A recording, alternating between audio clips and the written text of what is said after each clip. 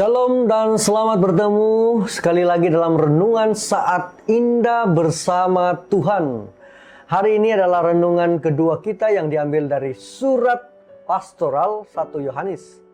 Saya Pastor Wizi Lentuni mendoakan agar firman Tuhan yang saya kongsikan akan menjadi berkat kepada kita semua, para pendengar di Hope Media Sabah. Dan sebelum kita memulakan renungan ini, saya senang mengajak kita berdoa. Bapa kami yang ada di surga, saat ini hamba-Mu akan menyampaikan sekali lagi firman Tuhan. Renungan ini kiranya Tuhan berkati, Tuhan gunakan untuk memberikan kekuatan, memberikan pimpinan, tuntunan kepada kami semua.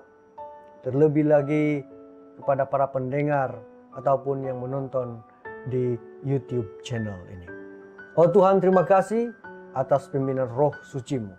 Kau juga mengampuni saya dari semua kesalahan dan kelemahan dan dosa, sehingga saya menyampaikannya dengan kuasa pimpinan Roh Suci-Mu. Terima kasih Tuhan. Sekali lagi saya mohon ini dalam nama Tuhan Yesus, Juru Selamat dan Penebus kami semuanya. Amin. Jadi saudara dan saudari, renungan kita diambil ataupun didasarkan di dalam 1 Yohanes 1 ayat 5-10. Mengatakan seperti ini. Dan inilah berita yang telah kami dengar dari Dia dan yang kami sampaikan kepada kamu. Allah adalah terang dan di dalam Dia sama sekali tidak ada kegelapan.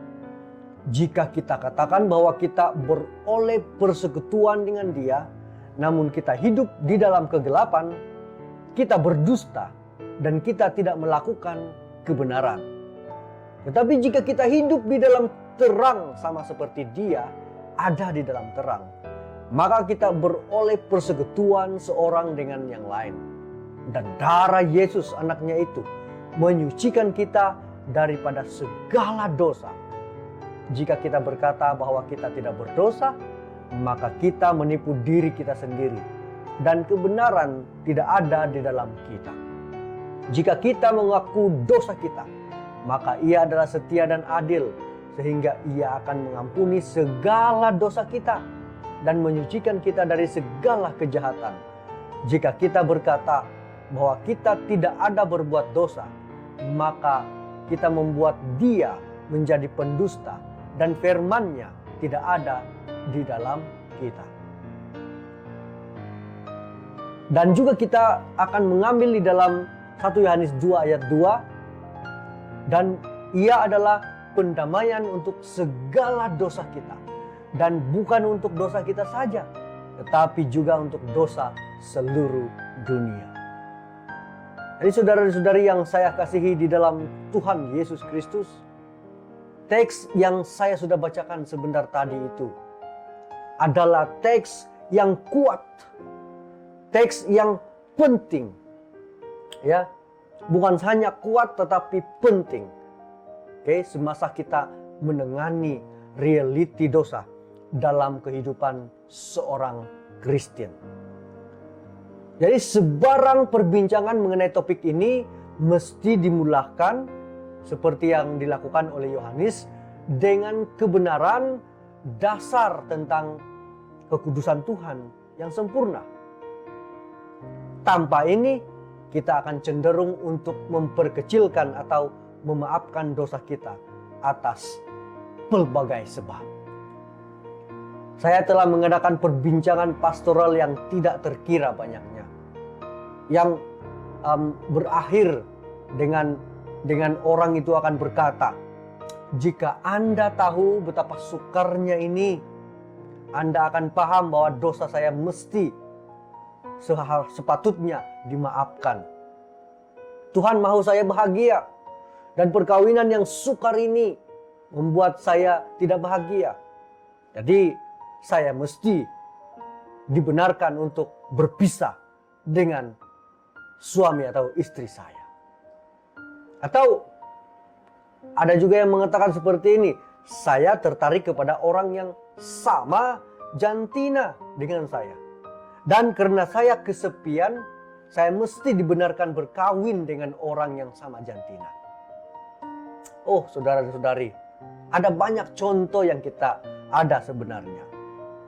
Walau bagaimanapun, kita mesti bermula dengan kekudusan mutlak Tuhan. Supaya kita diingatkan bahwa piawaian kekudusan tidak bergantung pada apa yang kita kehendaki. Yohanes kemudiannya adalah contoh seorang pastor yang bijak membimbing kita melalui kemungkinan bahaya untuk bertindak balas terhadap dosa kita. Kita ini kan cenderung, kecenderungan kita ada. Di satu pihak, kita ini cenderung untuk memaafkan atau menyembunyikan dosa kita. Atau mungkin di sisi lain, dihancurkan oleh keputusasaan atas realiti dosa kita. Dan musuh jiwa kita tidak peduli jerat mana yang menangkap kita. Dia menggunakan kedua-dua hela dengan mudah dan licik. Yohanes menyangkal semua dakwaan tentang kesempurnaan tanpa dosa di sisi surga.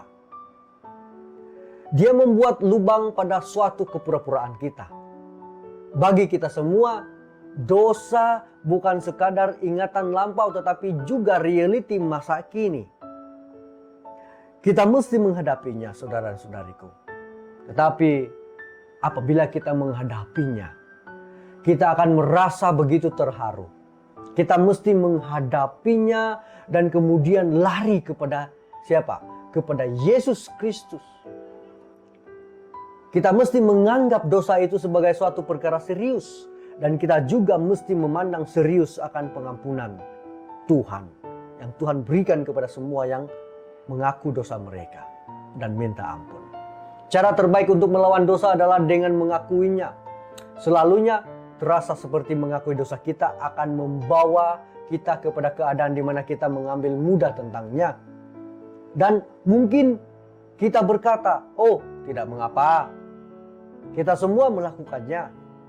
Dan adalah lebih baik untuk menyembunyikan dosa kita. Saya tidak akan melakukan itu. Tetapi ini bukan caranya. Kita mendapati pembersihan dengan cara mengakui dosa-dosa kita. Pembersihan daripada dosa. Pembersihan Tuhan yang setia ini menghasilkan rasa syukur pada yang diampuni. Oleh karena seperti yang Yesus ajar, dia yang banyak diampuni, banyak juga mengasihi. Lukas 7 ayat 41 sampai 47. Jadi pengakuan ini membawa kita kepada kasih yang lebih besar kepada Yesus. Dan kasih itu adalah penghalang yang lebih besar kepada dosa daripada ketakutan terhadap pendedahan. Menarik juga untuk diperhatikan bagaimana Yohanes membezakan perkara yang mungkin kita katakan jika kita berkata atau Yohanes 1 ayat 6, ayat 8 dan 10 dengan kebenaran Tuhan. Orang ramai membuat pelbagai dakwaan dan kadangkala tidak membenarkan perselisihan paham. Tetapi firman Tuhan menentukan kebenaran dan bukan berdasarkan apa yang kita pikirkan. Saudara dan saudari yang saya kasihi, kita akan mengetahui lebih banyak lagi tentang surat 1 Yohanes ini apabila kita mengikuti renungan saat indah bersama Tuhan ini. Dan semoga kita dapat berjumpa lagi di hari yang seterusnya. Tuhan memberkati dan menyertai Anda kemanapun Anda pergi. Amin.